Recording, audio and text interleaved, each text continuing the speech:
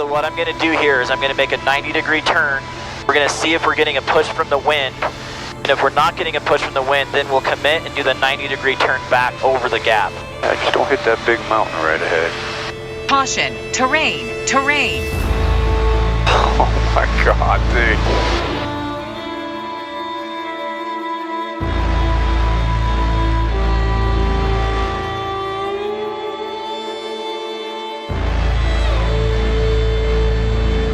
Kevin, we're going into the Sheldon amphitheater now, which is to the left, and we're at your same altitude. We see your beacon. And there is Denali. All right, if that doesn't pump you up a little bit for today's topic.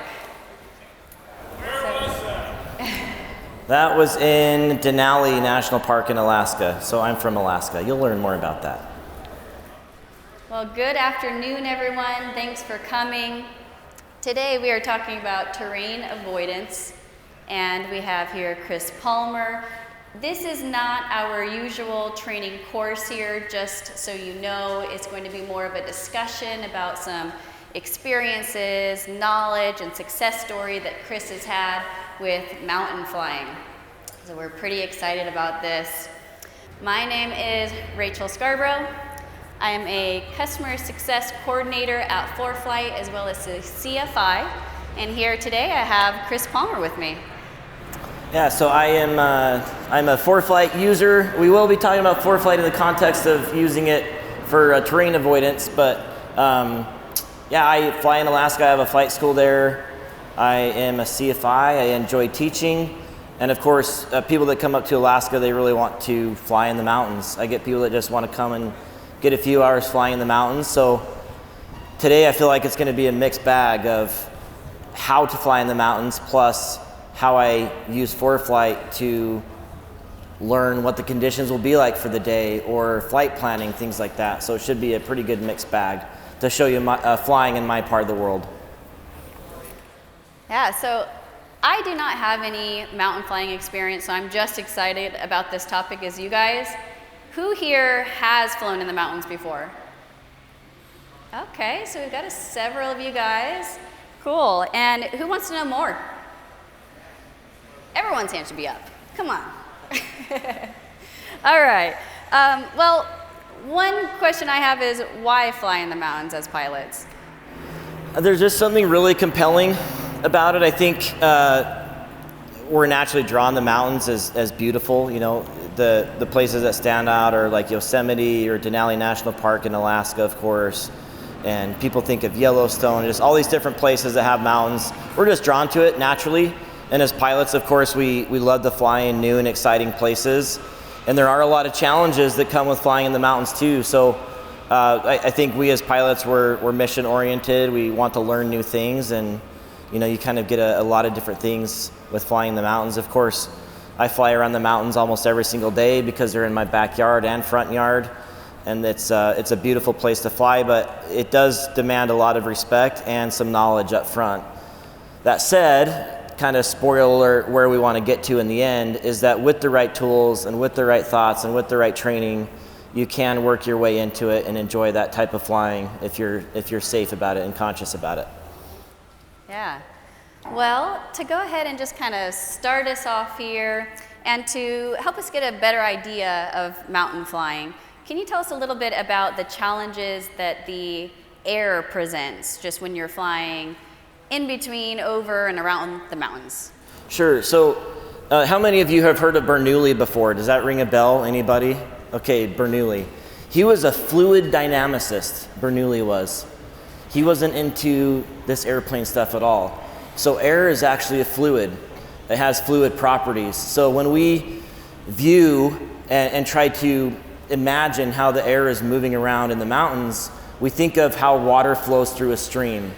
It depends on the volume, it depends on the speed, and you of course see them going over waterfalls, you see it going around rocks, you see it creating eddies. And we as pilots, if we can approach mountains in the same way and imagine with, you know, the forecast, say, that we get for the day, and even reading some sites just out there, like reading the water or reading the snow blowing off the peaks, there are different ways to see it. But understanding how that air is moving around, and of course, we want to keep out of the traps that offers, but B, we can actually use it to our advantage in certain situations. And then honestly, there are just some times when the weather is perfectly clear and there's not a lot of wind and they're just rocks out there, you know, and it's really beautiful to fly around them. So you kind of get a mixed bag in between of all of that. But if we can visualize that as pilots and kind of imagine. How do you visualize that though, if you can't actually see it happening? Well, I think at some point we as pilots, we need to be able to think outside the airplane. We need to be able to envision ourselves in that 3D space. So really that's what it is. It's looking out, you know, knowing that the wind is coming from this direction. It's going to go slope down a hill and then come back up the other side. Of course, you have bad performance if you're on this side of the hill and it's sloping down. Good performance on this side going up. So picking which side you fly on. We'll talk more about that as we move forward here. But for the very basics, just visualizing, you know, again, kind of water flowing through a stream or a river. Sure. And do you use any specific tools to help you out with knowing what the winds are doing? Yeah, you know, winds are tough because it's not one of those things where you can have just an observation for like a local airport. Obviously, you don't have a weather station at every altitude. So this is a video just recently. I flew with a friend of mine who flies for Cargo Lux. He flies a 747, but he rarely flies a 172. So here we're flying through the mountains, but we checked our winds ahead of time. So we looked at ForeFlight and we saw, and we'll look at these tools in a minute, but we looked at the winds aloft forecast so we could get an idea of where the wind was at certain altitudes. So if we knew we went in the mountains and we were at about 4,000 feet, which we're at right here, potentially what the winds would be like. And of course, then you get in that particular area and then you feel out the wind and read the wind in different ways to make sure it's backing up your report. So yeah, that's kind of a really good basic way to do it. Another tool I really like, that's not necessarily a forecast tool, but it's a really nice tool in ForeFlight, is the wind speeds layer. We'll have a look at that as well. Yeah. So that's a good one too. Have you guys seen this before in ForeFlight? Did you know? This is a fairly new feature. So you can activate this wind speeds layer and change the altitude on the right-hand side, and it gives you an idea where the winds are at. This actually looks pretty calm. It's also just pretty. Yeah. So that's very helpful. Jay, are you able to go back to that video previously of flying through the mountains? Okay, so here's an example of visualizing that water flowing through a stream. So in this case, we had the wind coming from the right-hand side, and it was going down this direction and up this direction. So we're on what we call the windward side. In other words, the side of the mountain that the wind is hitting. If we had any sort of performance issue here, it would be that we had an updraft, and that's what we want. Now, as pilots, or really natural human instincts, some people want to fly right up the middle. Would you want to avoid the mountains and just fly right up the middle?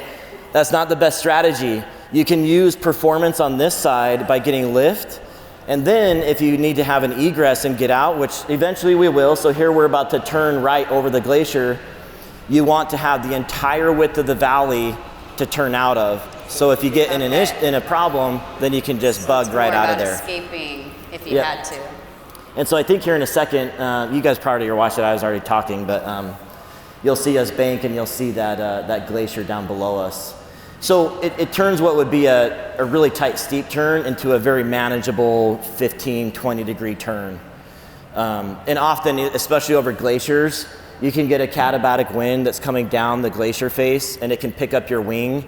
Now, of course, we're shooting through the air pretty nicely. We're 105 miles per hour here, but it's just something to keep in mind, you know, keep it nice and gradual and keep the airplane flying well.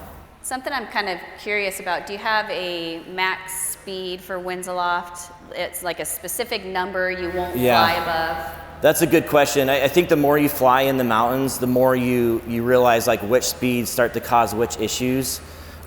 Interestingly enough, the speeds are kind of the same for rough water seaplane operations as they are for mountain flying. So once you start getting about 15, 20, you start to have some more issues. Of course, above that, it gets even stronger, right? Then you get some of the initial footage of that waterfall type of action than you would just a trickling brook, you know? So there's different sorts of volume and speed that air can produce. and the sorts of issues it would cause. So what would you say for a newbie like me, no experience yet?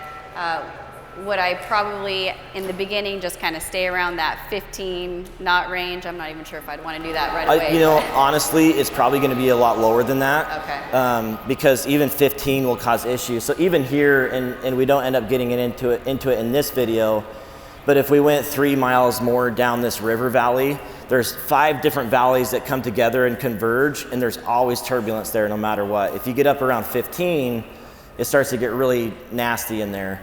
And not so, it's not like an airplane problem, like it's not gonna hurt the airplane, but people are generally uncomfortable in that situation. Sure. Okay. So a lot of the times, to your question, a lot of the times I'll stay out on the coastline and not go in the mountains just based on comfort and enjoyability of the experience. Yeah. And people are still blown away. Like you just kind of have to pick your battles for the day. Yeah. And see what the conditions are like. That makes sense. Yeah. Well, I've heard that you recently took a trip through the Rockies. Can you Yes. tell us about that experience? Okay, so how many people here are subscribed to my YouTube channel? Okay, cool. If you aren't, angle of attack. Recently, I took a trip from Alaska down to Wisconsin to get my panel upgraded on my airplane. I did the trip down in winter time, so it was March, and then I did the trip up in May. So both offered separate challenges. And of course, doing a trip like that is of course very cool, first of all, to go through a foreign country, and even though Canada looks a lot like the US and it looks a lot like Alaska, it's still different, you know? Maybe it's the Mounties or the poutine or whatever it is, but it's a really cool place to fly. Canadians love aviation, and it was a very fun trip. But of course, this offered a whole new set of challenges for me. So we'll end up spending some time unraveling this, but a whole lot of flight planning challenges, because Canada doesn't have as much as we do here in the US, and certainly a lot less than even Alaska. So the stops that we could make are few and far between. The weather reporting was poor, and I really had to use the tools with ForeFlight to my max ability. Like, I keep joking about it, but I'd be up till 1 a.m. every night just thinking about this huge trip coming up. Yeah. Yeah. So how do you plan for something that's quite so big like this? I think my longest trip I've ever done is from Austin, Texas to Tulsa, Oklahoma, Yeah. and it's all flat. Yeah. You know, what I think a lot about is, and interestingly enough, you can kind of see it here, is just kind of survivability of the mission. You know, if we were to go down in the wilderness, what's our survivability? I know that sounds a little maybe scare tactic, but it's true. You know, if we went down in the middle of Canada, we'd have a lot of trouble getting help. So we flew IFR the whole time. I follow roads. We followed the Alcan Highway almost all the way down. We hardly ever deviated from that. Of course, that meant that we were staying along with fuel and other resources. And Canada has these really cool V&C maps, they call them, and they actually have almost like a breadcrumb trail, little arrows that go along common routes like that. It's pretty neat to see. So that was helpful. But kind of approaching it big picture like that, first of all, just from a safety perspective, how do you do that? And then we started, to break it down from there. Yeah. That's so cool. Well, I also heard that you have flown from, was it Alaska to Osh? Yeah, so that was that trip. So, okay. But we had to go down through the Rockies to get there. So the interior weather is a lot better in the Rocky Mountains than it would be along the coastline. So instead of going from where I am down through, say, Seattle, the weather's always bad there in southeast Alaska. So we decided to go interior where the weather was better. And I stressed out a lot about this entire trip, and it ended up becoming, I did all the work up front, so I wasn't stressed when I was actually in this situation, and it was a really enjoyable trip. Yeah. But we definitely had to think about that process. And I think we have another clip too, going into Osh where the weather wasn't the clearest. Yes, right? exactly. Can we play And do you have that to queue up, Jay? We wanted to report traffic over an airport called Duffy's Tavern. All right, you ready to call Duffy's Tavern? Yep. So what you're about to see is what happens when things don't go according to plan and you have to deal with some weather. So this is where ForeFlight really came in clutch for us. And Duffy's Tavern traffic, Skyhawk 2423 uniform, passing overhead. You can see here on the ForeFlight screen the hazard advisor. So we have a couple different tools going on here. We have the hazard advisor, which shows us the terrain. So yellow is caution, red is in conflict. Like you'll hit that terrain essentially. And you can see the way that we picked our way through this valley. Now, just as we were going through this valley, the weather came down to about 3 miles, which, how many of you have flown in 3 miles visibility before, VFR? Does it feel like 3? It doesn't feel like 3. It's hardly anything. I was going to say, how do you do this? Did you even expect these kind of conditions? No, we didn't. We did the flight planning, but there was this little, not little even. It was like this wintry mist that came through. It wasn't icy. It wasn't sticking to the plane. It wasn't getting any worse. It was just this 3 miles constant misty, wintry conditions. So we felt fine continuing forward kind of step by step, being very careful about that as we got into the mountains here. But we really needed to be heads up because 3 miles isn't a lot, especially when you're moving at 100 miles per hour. So you can see that we have synthetic vision on the top and of course all that hazard advisor stuff on the bottom. Daniel, a friend of mine and a colleague of mine, is flying left seat and I'm flying right seat. Now he's all eyes outside and I'm eyes inside, helping kind of make sure that he stays on track where he's going. And this is where these tools can really come in, again, clutch in these situations, is you just kind of never know what situation you're gonna get into. Of course, you plan as much as you possibly can, but there are those times when it just helps. And this isn't in our presentation at all. This is a little bit of a curveball. But after we flew our 36 hours and 3,000 plus miles down to Wisconsin, I had a vacuum pump failure on the airplane. And so we lost our attitude indicator. It was at night. We lost our attitude indicator and our HSI on our last leg. It was the only nighttime we flew the entire time. And lost the vacuum pump, and we used synthetic vision just to kind of back us up, make sure that we were on track. So wow. That was kind of wild. And what was crazy is we were taking the vacuum pump out of the airplane. Yeah. So like literally in the last half hour it failed. It was kind of wild. Oh man. I don't know about you, but I could barely see the terrain when I'm looking at that visually here. Yep, and this is, by the way, this entire video is on the YouTube channel. You guys can go check it out and learn more about how we got through it. Eventually we end up meeting traffic up ahead. As we're turning this really tight corner, you can see this is the tightest spot for us. We end up having a helicopter pop up on our ADS-B, and they're right in conflict, same altitude, and we had to use our limited amount of space to get around them. So that was interesting as well. Can you fast forward it, Jay? Is that possible? Yeah, see if you can get that traffic target. There they are. You can see them at the top of the screen there. That seems pretty intense. Yeah, so lots of things going on at the same time. And of course, if we are going through the weather, then if anyone else is going through the weather, they'll be going through at the same time in the same place, right? The lowest spot. Yep. So, yeah, it's a process. Wow. Well, I know in Texas, weather can be pretty unpredictable. Storms can pop up pretty much out of nowhere. How do you prepare for this when you're flying in the mountains? Because I feel like that would be pretty challenging if it's unexpected weather. Yeah, and we talked about the winds. I mean, that's honestly one thing, but that's just to know how the air is moving around. Your regular weather reports that you get, your TAFs, your METARs, which are current observations. ForeFlight has some really wonderful planning tools. They have a profile view where you can actually see your terrain, plus your winds, plus any icing, plus any turbulence, all in the same view in the briefing tab. So if you haven't seen that before, how many of you know how to do a briefing through ForeFlight rather than flight service? Okay, that's a pretty good number. That's like a quarter of you. That's pretty good.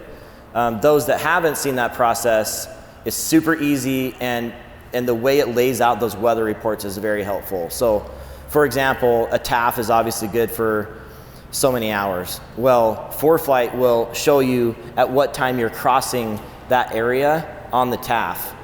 So it kind of highlights it in green. Just a lot of really nice tools. So that's all pre-planning, something that you need to be very diligent about. What happens about when things kind of turn around and you're not expecting it and you're already in the air? Do you have a backup? Do you just turn around? What do you do at that point? You have to be very careful. There's a DPE nearby that taught my students during their check rides that essentially don't let things close in behind you. Like, have an out behind you before you keep moving forward. And in this case, we did have that. We constantly had that in our mind, that the airport we had just flown past was still good. We just came from there. So that's very tricky in the mountains, and it's one of the reasons why Alaska is still one of the most dangerous places to fly, because there are a lot of these people who can't fly in the clouds often because of icing reasons, or it doesn't make practical sense, say, to fly a Super Cub in IFR in the terrain because the MEAs are so high, or it doesn't make sense that a float plane would be IFR. Very few float planes are IFR. So what you get are people flying marginal VFR, down low, along rivers, in valleys, and they get in trouble. And we're the highest state for CFIT accidents, controlled flight into terrain.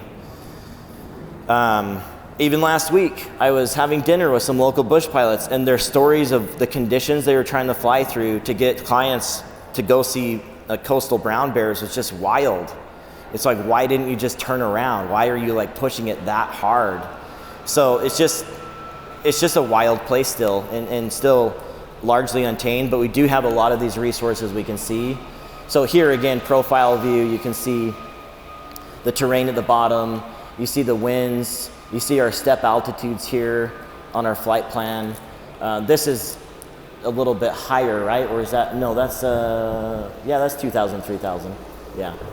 So yeah, it's a process. It's just like any other flight planning, honestly, but you have to do it more in depth, and it's good to know the microclimates as well. Sure, so having a backup, knowing when to turn around, not keep pushing it, yep. And obviously being diligent about that planning ahead of time.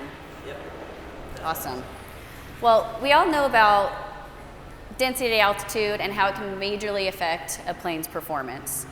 When I was a student pilot, I actually was on my first cross country with my instructor in the plane. We were in a 152, and we went to Fredericksburg as our first stop.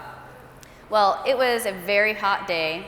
I think the density altitude was around 3,500, which I know what you've flown in is much more than that, but it really affected the plane. We took off, and we ended up giving above ground effect and just stopped climbing. I was looking at my airspeed. I remember turning towards my instructor and just kind of like, we're not climbing. And I think I ended up white facing at that moment, and every now and then he laughs at me still about that story. But can you tell us a little bit about how density altitude affects an airplane, especially in the mountains? Sure. How many of you have had a similar experience, by the way, with density altitude? Okay, just a few of you. So a lot of people face this issue when they come to Oshkosh. They'll be West Coasters. They'll cross the Rocky Mountains for the first time, making the pilgrimage to aviation Mecca here, and they'll have to deal with density altitude really for the first time. And you laugh about 3,500 feet, but you have seen the effects of it. So when we get in the mountains, we have just a much higher starting point. Density altitude is high, hot, and humid. So if we're talking about high, that's high altitude. Well, we've got that if we're flying in the Rockies. If it's hot, now we got that for summertime. Really, you only need two things with density altitude to start to create some problems. One nice thing about ForeFlight is it actually calculates it on the METAR tab. Did you guys know that? At the very bottom there, you get your density altitude readout. I know some airports have their automated weather station that will give you the density altitude, but that's pretty nice. When it comes to the mountains, before I moved to Alaska, I flew in Utah, flew to Colorado a lot. We had an old G model Bonanza, which was a 56, and I had a lot of density altitude issues in that airplane. I mean, we're talking climbing 100 feet per minute, maybe. Like that's where the needle was closest to on the VSI, so just barely moving. And it really does affect things. So I don't face this a lot in Alaska because we have a lower starting point. I'm right at sea level where I live. So I deal with the mountains and the weather, and that's a thing, but I don't deal with the density altitude. In fact, it gets negative 2,000 foot density altitude where we're at in the wintertime. Really? Which is nice, thick air. Yeah, my underpowered 172 flies a lot better. So it's definitely something to think about. do not take it for granted. There are so many accidents that have happened with density altitude. The airplane just doesn't perform well, and there's a really good video by Air Safety Institute. I think we have that too. Yeah, this is a very interesting story. So Air Safety Institute puts out these fantastic videos where they break down certain accidents and talk about what led up to that accident, the types of decisions. And kind of the gist of this story, I really encourage you to go watch the full video on YouTube. But these guys were ferrying a Bonanza from the West Coast to the East Coast. They weren't familiar with flying in terrain, so they were dealing with density altitude kind of for the first time. They had a normally aspirated engine, some no turbocharger, and essentially what happened is it led to them getting trapped in the mountains with no out, no climb performance to get out of it, even in something like a Bonanza. It's an interesting challenge flying in terrain because you always kind of pick the lowest out. So in this particular case, they didn't. They were inexperienced and they didn't pick the lowest out, and they got themselves into a trap. So it's just something you really, really have to be on top of. And I think this particular story is indicative of that issue. Can you fast forward it a little bit, Jay, to where they get trapped in that pass? So they got up into this pass, especially right here. So that was a much lower place to go, but they didn't take it.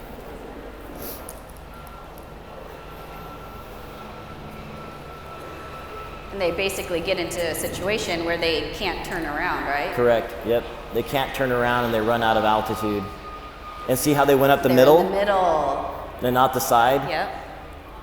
That honestly really could have helped them.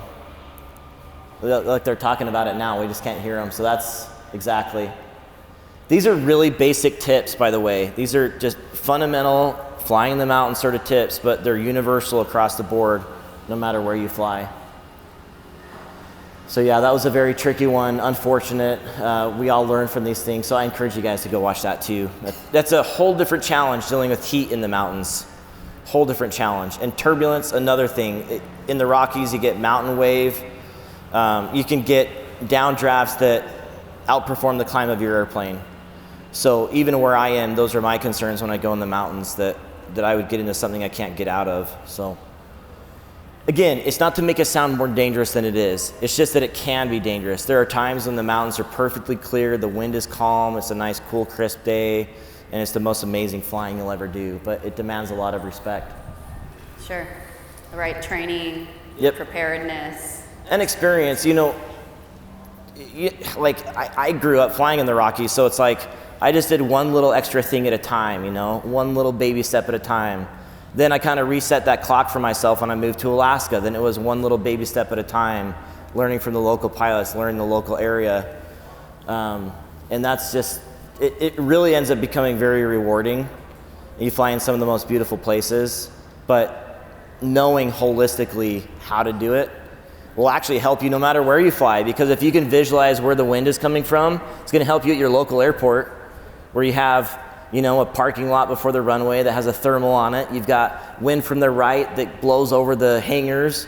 You got trees that are blocking the wind in the middle of the runway. Then you can start to visualize where everything is moving. So it works on a macro and a micro scale. Yeah. Well, you have some really cool experiences and stories, and just watching your video, it really motivates me to get out there and get some mountain flying in. Of course, I'm going to do a course first. Yeah. But New Mexico's pretty close for you. You could get out there Yeah. close. I know it's still far away from Texas, but I'll have to do that for Yeah. sure. Well, thank you so much for sharing your knowledge with us and your success stories. Do you have any other words of wisdom that you'd like to give us? I think I kind of started it off already. Just take it one little baby step at a time. Fly with people that have flown in the mountains. I would say even if it's not an instructor, someone that just has good mountain experience and someone has taught them. It doesn't necessarily have to be that way, but just work your way into it little by little. Know the dangers, know the drawbacks, and try it out. It's wonderful. Well, thanks so much, Chris. Absolutely. Do we have any questions that you'd like Any mountain to flying ask questions? Chris today?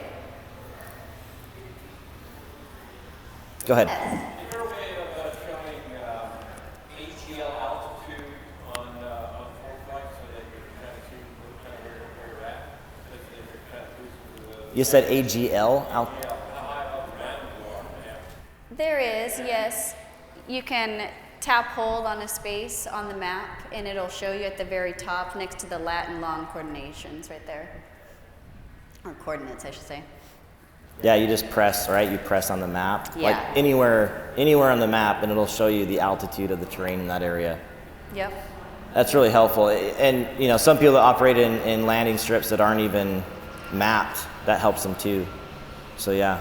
Also, just really quick on that subject, and I don't know if you have a slide, Jay, but the 3D tools that ForeFlight has, you don't have anything on that? Okay. The 3D tools that ForeFlight has work really well too, because you can go anywhere on the globe, essentially. Well, is that true? Is it anywhere on the globe? And have terrain data for that area. So you can actually fly the mountain passes in a way before you ever go there. So you can visualize what it's like before you go there. Yeah.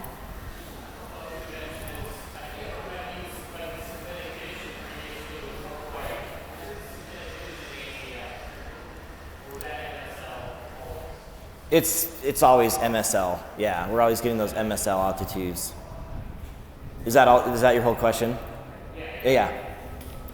For terrain flying, you want to demonstrate, I'm not sure everybody's used it, but the real reference point is you can see where you are relative to your current altitude, and it will show you the path that you should go on. And you can zoom in and out, forward, and look out. Are you worried about 20 miles? Or you got to be worried about 120? And you can zoom in and out. And so that reference point is relative to the airplane. Yep. And I don't know if, I haven't used it. I just came back from Alaska. I wouldn't know what to do. I started flying 4 years ago. It was a lot harder to do in the mountains, especially with non-turbocharged. You know that you got a path. Yep. The path is the yellow and the black.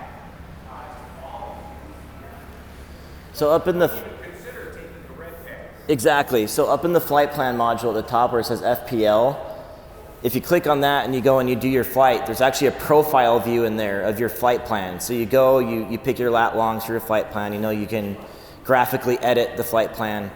Then you can actually view how that looks terrain-wise before you ever go. And oh, by the way, it doesn't look good, so you can pick and drag your altitude up to get a little higher. You know, it's not always perfect though. Like even in this particular case where we have straight lines everywhere, obviously the valleys aren't that way. So you're going to kind of follow that path, but you will get to the whatever side of the valley you need to be on in that case. You're going to weave a little bit like you saw with my other example when we went through the weather. But at least it starts to give you an idea of what you're working with. Yes.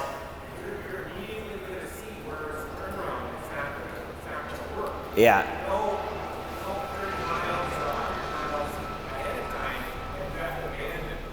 Yeah, and never getting into something you know you can't get out of. You know, you need to know you can get out of that situation. So that's what they call like a sucker hole with getting into a valley you can't get out of. Yeah. Going back to the whole AGL display thing, I'm pretty sure if you got the information, you just hit like BT and D at the bottom of the screen, the whole balance selected. That's true. Very good point. Yeah, there's that instrument bar at the bottom of the maps page that you can select AGL as well. That's pretty useful, I think, for like seeing if you have to hide by like your car losing altitude, just knowing what your actual AGL is based on your GPS. Yeah. Please repeat the question. Yeah, so he was saying in his particular case that there's an instrument on the bottom, an instrument tab on the bottom that you can put there, but you can change those fields so you can have kind of a constant instrument on where you're at AGL at the time in ForeFlight. There's a bunch of things you can customize there. I've customized it myself too. Just to comment, Appalachia now. Yep. Yeah, and that was actually in our notes, is Appalachia. Yep. It doesn't have to be majestic Nope. 14,000 feet. I got into Amtrak mountain bike. First time I ever flew over Appalachia, it was scary. Not feeling. So this gentleman said he got into a downdraft in the Appalachian Mountains that was scary as heck. And it can be anywhere. And so that's a really good point, is the mountains don't have to be big and majestic, as you said. It can be anywhere. You know, there's plenty of terrain out there. And even the smallest hills can get you in trouble if you don't plan for them.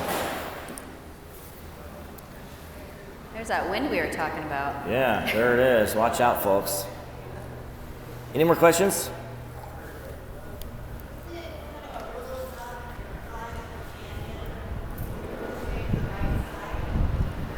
So did you say if it's a rule of thumb flying up the canyon to fly on the right side? No. But let me rephrase that. So it's a rule to fly on the windward side. So if the wind is coming from this direction, right, down the valley and then up, you want to be on the side the wind is coming up. So sometimes that's going to be the left.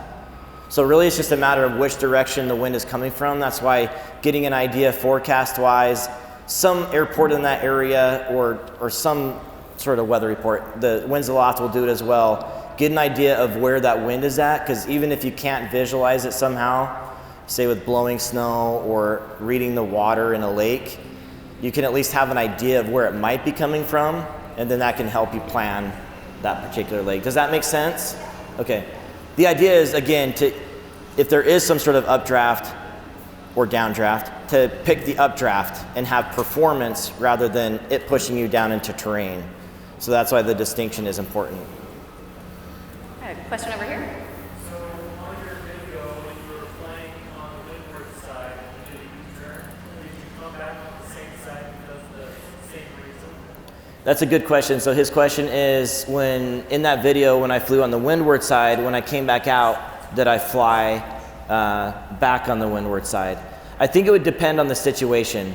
In our particular case, because we have felted out all the way up the valley already, I had a lot of space below me. Now my back was to the glacier. I wasn't worried about it lifting the wing or anything, and I wasn't flying into the terrain like I was. Sometimes I just go right back out down the middle of the valley or on the side of the valley. It just depends. It depends on the turbulence too. Honestly, a lot of times you just kind of pick the spot that's the smoothest part coming back out. And a lot of the times that's right down the middle. That'll be on the windward side, or it just kind of depends. Good question.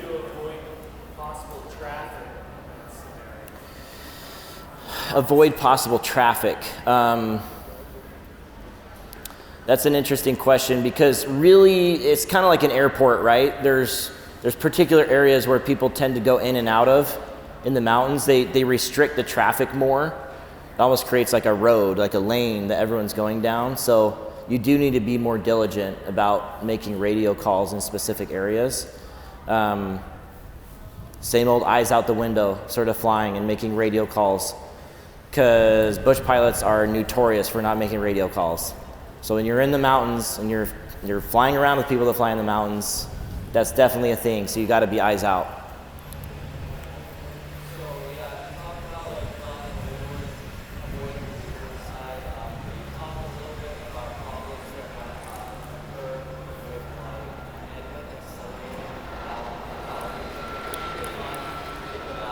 I see. So instead of having a crosswind, you have a headwind. Yeah, that's an interesting scenario. So his question is, rather than a windward or a leeward, what if you just had a headwind down the valley? In that case, it's actually a good advantage. You're climbing into the wind the whole time. If you had a tailwind, that would be a problem, because then you would have to make a tailwind turn at some point with a higher ground speed, forcing you into terrain. So you'd have to be cognizant of that and start to make your turn earlier than you planned. But of course, as soon as you make that turn and you get back into the wind, in a tailwind situation, you would then have more performance to climb out. Also, in this case, if we were to be 300 feet higher at the ridge line, that's where the wind is flowing uninterrupted, right? But then right as it hits the mountains, then it starts to get disturbed and go down and start to do those things. So it can actually be pretty turbulent right at the top of the ridge lines, right at the peaks. So sometimes you pick your battle. It's almost better to be down low in the valley or to be up high above everything. More questions? Last